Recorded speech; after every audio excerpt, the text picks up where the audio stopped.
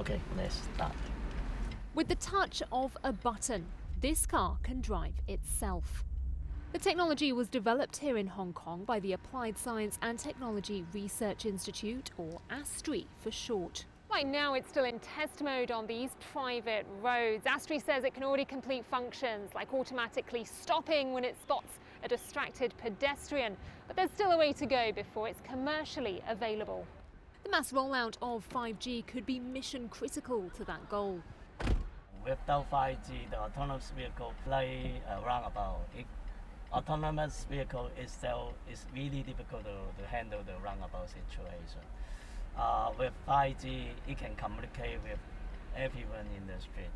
So roundabout, zebra crossing can handle much better. 5G can provide data speeds around 20 times faster than 4G, sparking a whole new era of innovation. But analysts say it could take years for fully automated cars to become the norm. The technology challenges, the regulatory challenges, consumer adoption, all of these play a role in what we expect to be a relatively conservative outlook. When we look out to 2030, it may only represent 2, 3, 4% of new vehicle sales in those years, but that already represents millions of units and a huge potential for miles driven. For now, Hong Kong is laying the foundations with one of the world's largest CV2X trials on a public road. V2X means vehicle to everything. It makes that communication between the vehicle and things like infrastructure, pedestrians and other cars possible, a pretty crucial component of self-driving cars. Front right pedestrian alarm. ASTRI's Justin Chuang gave us a spin along the 14-kilometre road test. He said even without self-driving cars on the road yet, it could still make roads safer for drivers too.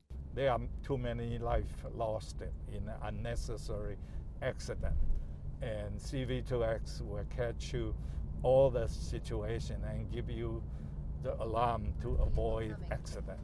Left blind spot vehicle coming.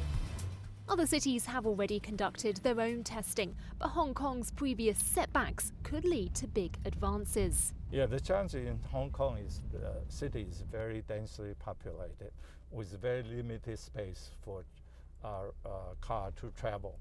And you have, in a short distance, you have all kinds of traffic conditions. So we are very confident if you can make it in Hong Kong, you can make it anywhere.